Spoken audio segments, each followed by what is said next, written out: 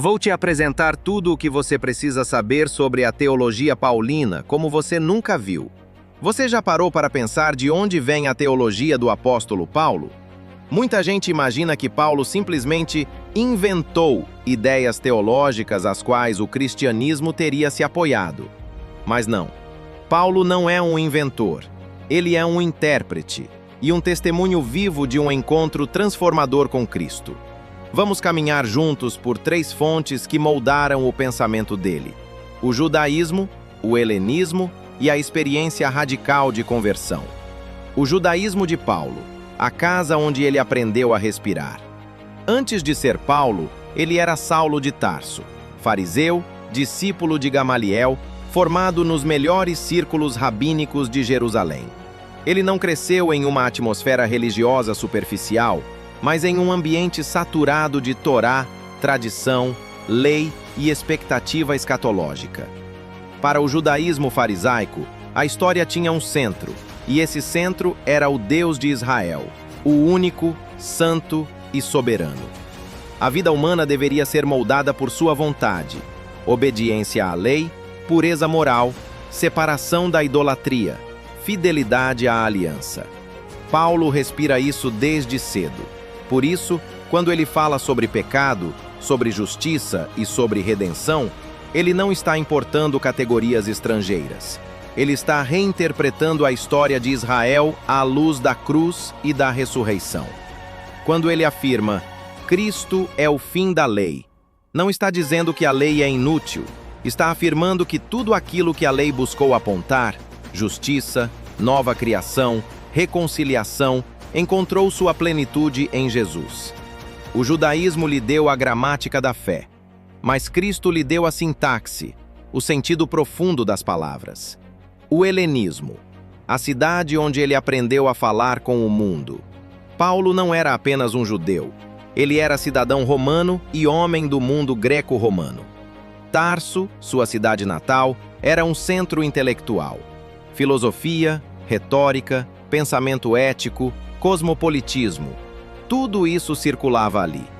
Esse ambiente helenístico ensinou a Paulo algo precioso: como dialogar com culturas que não conhecem a história de Israel. Ao chegar em Atenas, ele não cita Moisés, não abre Isaías, não recorre à genealogia de Abraão. Ele olha os altares pagãos e diz: ao Deus desconhecido que vocês adoram sem conhecer, é sobre ele que eu falo. Paulo não relativiza o Evangelho, mas ele traduz a verdade sem distorcê-la. A cruz continua sendo a cruz, a ressurreição continua sendo escândalo. Porém, a forma de apresentar, essa sim muda.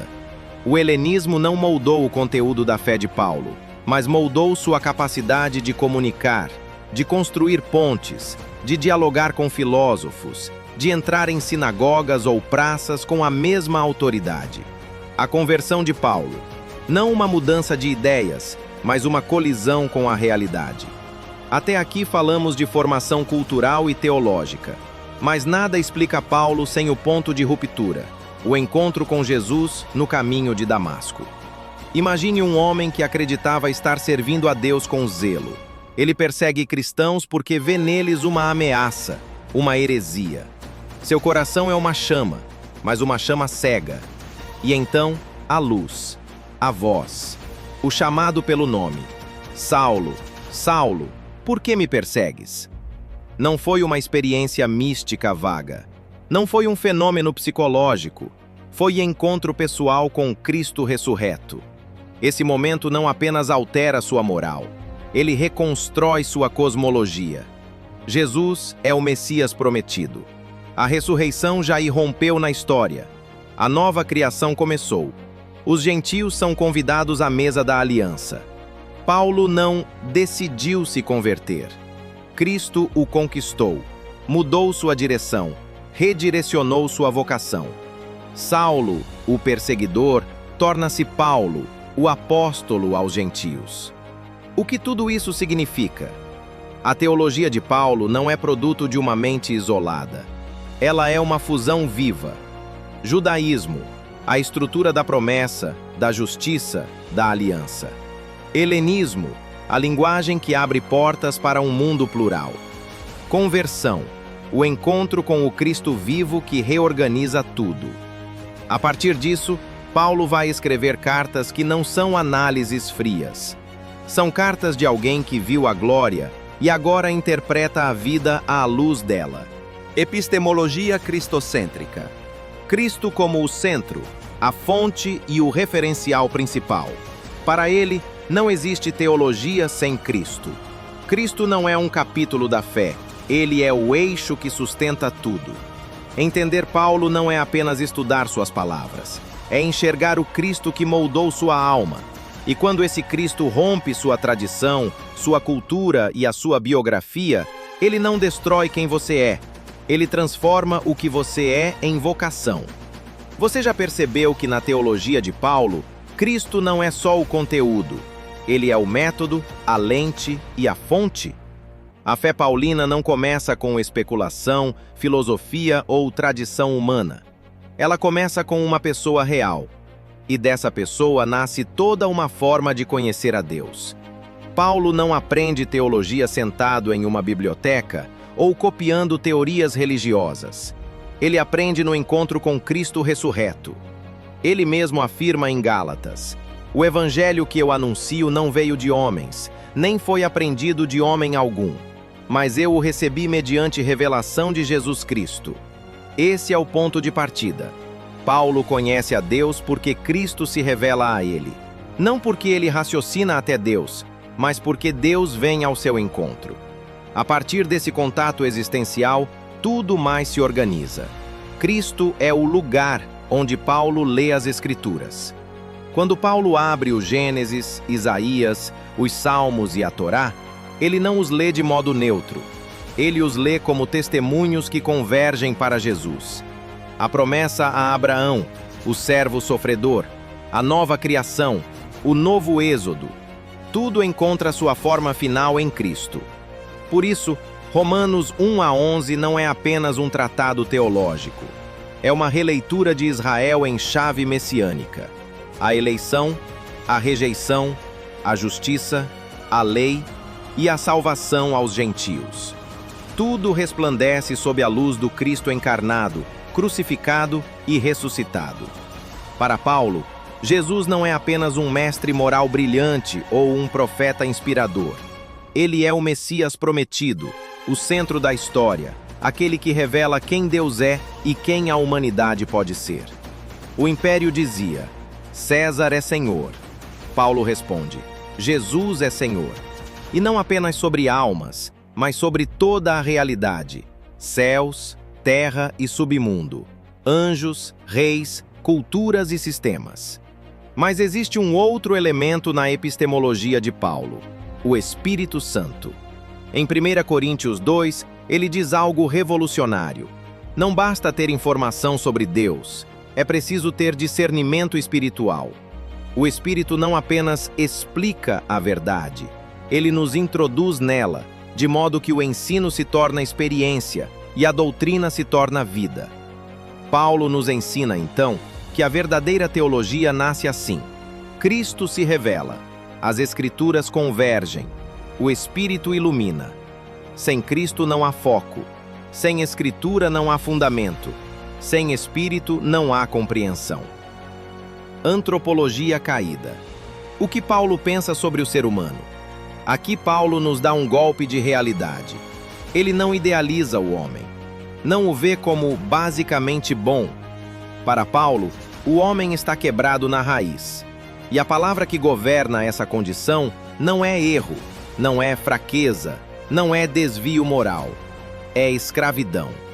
Em Romanos 7, ele descreve um conflito que todo mundo conhece na carne. Eu quero fazer o bem, mas encontro uma lei dentro de mim que me arrasta para o mal. Não é falta de informação, não é falta de motivação, é falta de liberdade. O pecado não é um acidente biográfico, ele é um poder, um regime que domina o ser humano como um senhor domina seu escravo.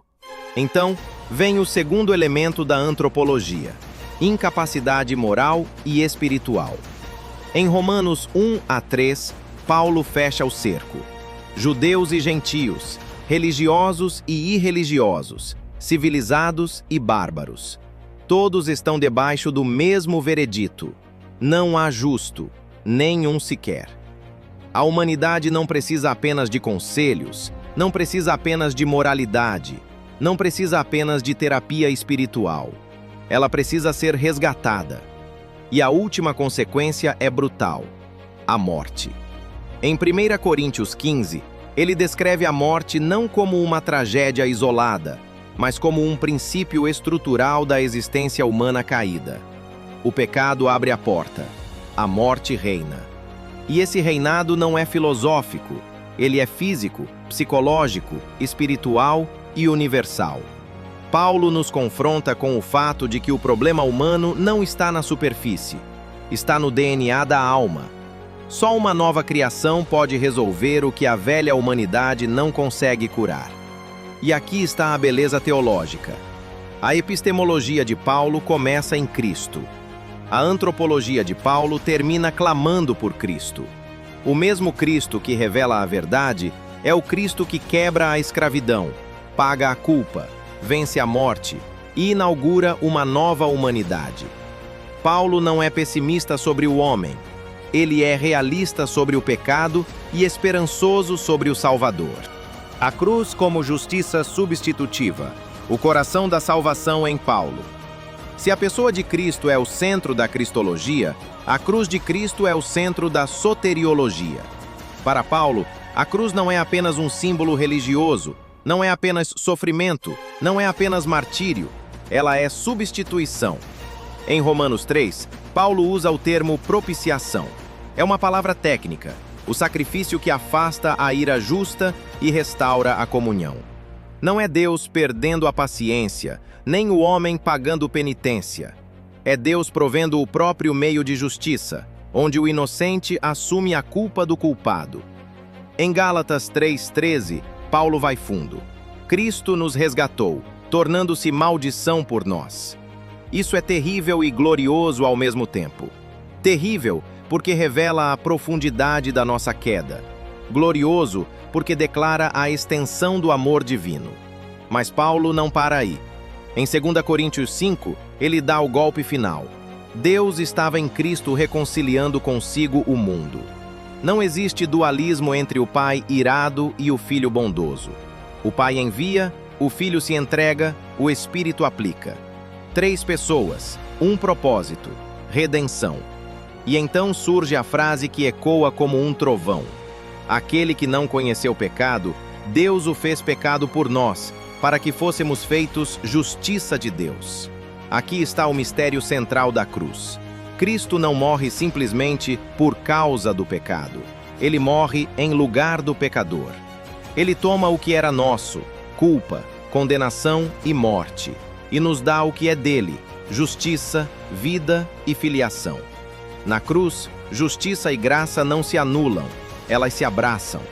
É o ponto onde o amor santo encontra o homem profano e o transforma em filho reconciliado. Ressurreição como nova criação. A ressurreição não é metáfora, é o amanhecer do mundo futuro. Quando Paulo fala de ressurreição, ele não está explicando um fenômeno psicológico ou uma lembrança espiritual de Jesus. Ele está falando de um evento físico, histórico e cósmico. Em 1 Coríntios 15:20, ele usa uma palavra agrícola e teológica ao mesmo tempo. Mas, de fato, Cristo ressuscitou dentre os mortos, sendo ele as primícias dos que dormem. Primícias é o primeiro fruto colhido de uma plantação. Ele anuncia que o restante vai seguir. A ressurreição de Cristo não é o fim, ela é o começo. Se Cristo é primícias, a igreja é o campo inteiro da colheita futura. Ele não ressuscitou para si, mas como modelo da nova humanidade, mostrando como serão nossos corpos, nossos destinos, nosso lugar no cosmos. Por isso Paulo afirma: a nova criação já começou, não como metáfora, mas como realidade literal. O túmulo vazio é a prova histórica de que a morte, o maior inimigo, já foi derrotada. E isso nos coloca diante de uma verdade profunda: o futuro invadiu o presente. A vida do cristão não é apenas uma esperança para depois. Ela é uma experiência antecipada da eternidade. É o que chamamos de ontologia escatológica no presente. O modo de ser da glória futura já age na vida cotidiana. Por isso Paulo pode dizer: se alguém está em Cristo, é nova criatura. Não porque ganhou um novo estilo moral, mas porque sua existência foi transplantada do velho mundo de Adão para o novo mundo de Cristo. Pneumatologia existencial. O Espírito não é decoração litúrgica, é o motor da vida cristã. Para Paulo, o Espírito Santo não é apenas uma ideia teológica.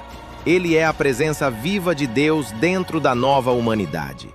Em Efésios 1, ele usa a linguagem do comércio antigo, selo e garantia. O selo significa você pertence a Deus. A garantia significa o que ele prometeu já começou a ser pago. É o adiantamento da herança celestial. Romanos 8 amplia isso. O espírito de adoção, por meio do qual clamamos, Abba, Pai. É mais do que identidade religiosa, é filiação existencial. Deus não está acima de nós apenas. Ele está dentro de nós e nos ensina a viver como filhos. E em Gálatas 5 vem a explosão ética. O fruto do Espírito, amor, alegria, paz, domínio próprio, não é resultado de esforço psicológico, não é autodisciplina iluminada, é o dinamismo real de Deus habitando o corpo humano. A santidade, portanto, não é um ideal moral inalcançável. Ela é poder residente. O cristão não luta sozinho contra sua carne. Ele luta com o próprio Deus dentro dele. O Espírito não apenas aponta o caminho, ele empurra o coração para caminhar. Paulo não vê o Espírito como algo emocional, nem como teoria. Ele vê o Espírito como a energia vital do novo mundo, que nos treina agora para a existência que teremos na eternidade. Justificação pela fé, o veredito de Deus sobre o pecador. Paulo não nos apresenta a salvação como um processo emocional, uma melhora gradativa de comportamento ou uma reforma moral interior. Ele a apresenta como um ato legal divino. Deus declara justo aquele que crê em Cristo. Em Romanos 4, Paulo recupera Abraão para explicar esse mistério. Ele diz que a justiça não foi colocada dentro de Abraão, como se sua alma tivesse sido espiritualmente refinada. Não. Ela foi imputada, atribuída, creditada, colocada em sua conta. A diferença é profunda. Infusão seria Deus transformar o pecador em justo por natureza, como se a justiça fosse uma substância moral depositada nele. Mas imputação significa que Deus olha para o pecador e o veste com a justiça que pertence a Cristo. Não é porque você melhorou, é porque Cristo pagou. Por isso, a base da justificação não está no esforço humano, nem no cumprimento de rituais, nem na observância perfeita da lei. A base está na obra de Cristo, sua vida perfeita, sua morte substitutiva, sua ressurreição vitoriosa. Em Gálatas 2, Paulo é cristalino. O homem é justificado pela fé em Jesus Cristo, e não pelas obras da lei. A fé, então, não é mérito, é a mão que recebe o dom. A justiça não nasce de nós, ela nos é dada por alguém que cumpriu aquilo que nunca poderíamos cumprir. A justificação, em Paulo, é o momento no qual Deus, como juiz santo, bate o martelo sobre a vida do pecador e declara: absolvido, aceito, filho. Não porque o pecador mudou primeiro, mas porque Cristo morreu e vive por ele. Santificação, a obra contínua do Espírito formando Cristo em nós. Se a justificação é instantânea, a santificação é processual. Ela não é o preço da salvação, é o fruto dela. Paulo descreve esse processo como uma guerra interior. Em Gálatas 5, carne e espírito se enfrentam. A carne não é o corpo físico, mas o ego autodeterminado, o eu que quer ser centro, regra e referência de vida. O espírito, por outro lado, é a nova identidade enxertada pela graça.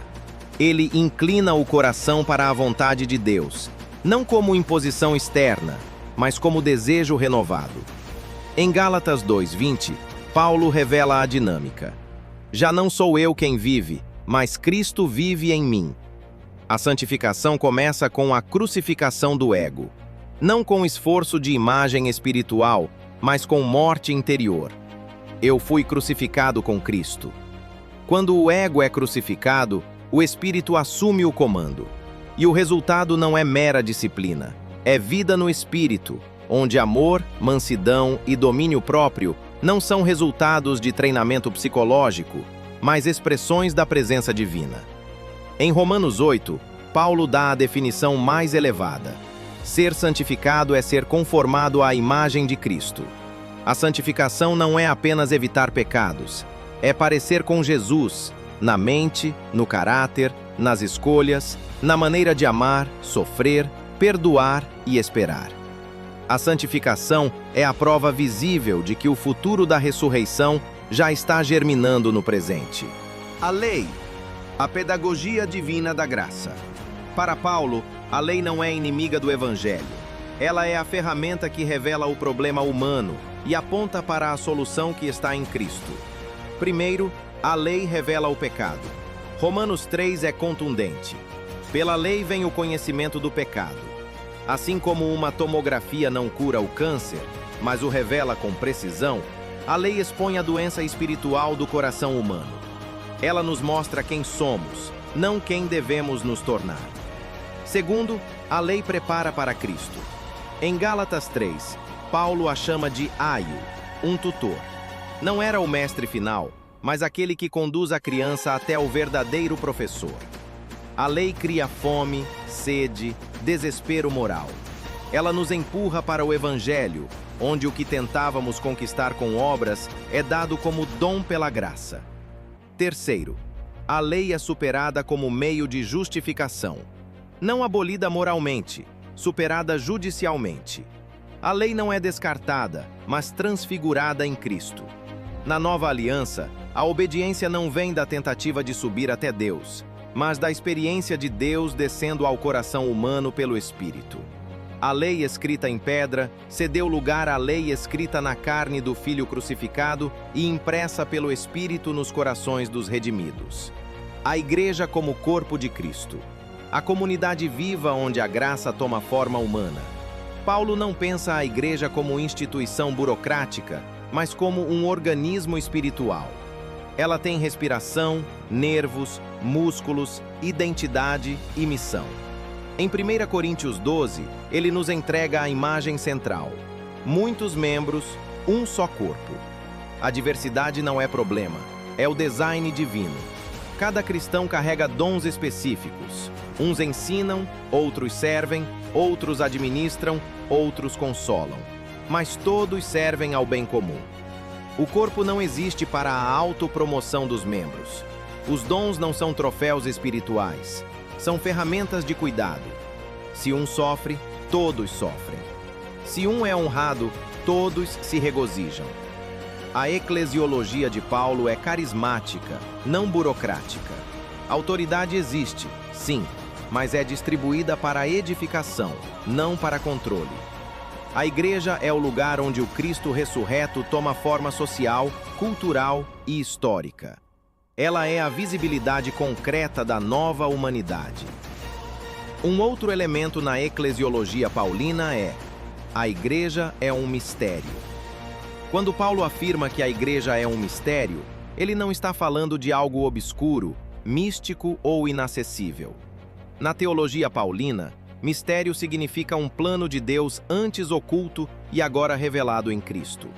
Não é segredo para esconder, é segredo que só pode ser entendido quando Deus decide revelar.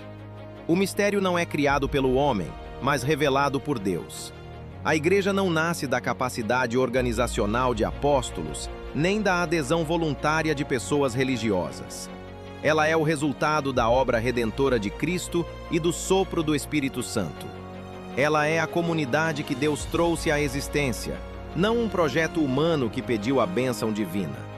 Paulo diz: o mistério oculto em Deus desde a eternidade. Isso significa que eclesia, o povo chamado para fora, estava no coração de Deus antes que o mundo existisse. O que era promessa em Israel tornou-se corpo vivo em Cristo. O mistério une o que antes era impossível. O ponto mais chocante para o mundo antigo: judeus e gentios juntos, no mesmo corpo, iguais, reconciliados em Cristo. Paulo não está falando de amizade multicultural. Ele está falando de recriação espiritual. O muro de hostilidade, histórico, étnico, religioso, caiu na cruz. A igreja não é o lugar onde as identidades são anuladas, mas o lugar onde elas não governam. A identidade final não vem da carne, do sangue, do passado ou da cultura, mas de Cristo crucificado e ressurreto. A comunhão da igreja não é sociológica, ela é escatológica. Ela antecipa o mundo novo que Deus está criando. O mistério revela a multiforme sabedoria de Deus. Paulo declara algo impressionante: para que, pela igreja, a multiforme sabedoria de Deus seja agora conhecida. Preste atenção ao sujeito e ao destino. Não são os pastores, os missionários ou os santos individuais que revelam a sabedoria de Deus. A igreja é o palco da sabedoria divina diante do universo. Cada conversão, cada reconciliação, cada ato de graça, cada vida que se rende a Cristo é um testemunho espiritual contra os poderes que tentam destruir o ser humano. O mistério é Cristo presente no mundo. A igreja não é uma ONG religiosa, nem uma associação moral. Ela é o corpo de Cristo. Cristo é a cabeça, nós somos os membros. Isso não é metáfora poética, é ontologia espiritual. A união com Cristo é real. Paulo não fala de cristãos seguindo os ensinamentos de Jesus, mas de cristãos vivendo pela vida de Jesus. Cristo em vós, esperança da glória. O mistério não é apenas Deus conosco, mas Deus em nós. O mistério aponta para a consumação. A igreja não é o fim, é o sinal do fim. Ela é o povo do futuro vivendo no presente. Ela é o ensaio da nova criação. A comunidade que perdoa, serve, ama e sofre em nome de Cristo é a evidência histórica de que o reino já começou. A igreja é a fagulha escatológica acesa no meio do mundo velho. Ela não é perfeita, mas é promissória. Ela carrega marcas de fraqueza, mas também o selo da eternidade. Quando Paulo chama a igreja de mistério, ele afirma algo profundo. A igreja não é explicada pelo desempenho humano, ela é explicada pela graça de Deus. Ela não nasce da sociologia, ela nasce da cruz. Ela não é sustentada por emoção, ela é sustentada pelo Espírito. Ela não é movida por ideologia, ela é movida pelo Cristo vivo. A igreja é o mistério aberto do coração de Deus, um povo novo, reconciliado, enviado e destinado à glória. A ética do Evangelho. Moralidade não como norma, mas como cruciformidade. Paulo nunca apresenta a ética cristã como lista de regras. Ele a fundamenta no drama da redenção. Filipenses 2 nos mostra o modelo absoluto. Cristo se humilhou. A humildade cristã não é fragilidade psicológica, é imitação de Cristo, assumir voluntariamente a posição de servo, porque o Senhor se fez servo por nós. Romanos 12-15 amplia isso, o amor sacrificial. A ética cristã é mais do que evitar o mal, é oferecer-se como sacrifício vivo, é renunciar direitos pessoais para edificar irmãos fracos, para vencer o mal com o bem. E em 1 Coríntios 8-10, Paulo revela um princípio precioso: liberdade responsável. O cristão pode ser livre, mas ele nunca coloca sua liberdade acima do amor. Ele não pergunta: o que posso fazer? Ele pergunta: o que constrói meu irmão? O que glorifica Cristo? A moral cristã, portanto, não é moralismo, é coerência à cruz. A ética paulina nasce do Calvário e respira o espírito da ressurreição. Escatologia. Entre o já e o ainda não. Paulo vive com um pé no presente e outro no futuro. Ele acredita que a obra de Cristo já começou, mas ainda não terminou. Romanos 8 fala de glória futura. A criação geme, os crentes gemem, o Espírito geme. O universo inteiro está grávido da redenção final. E nós aguardamos a revelação dos filhos de Deus. Em 1 Coríntios 15, Paulo proclama o ápice, a vitória final de Cristo. A morte será engolida pela vida.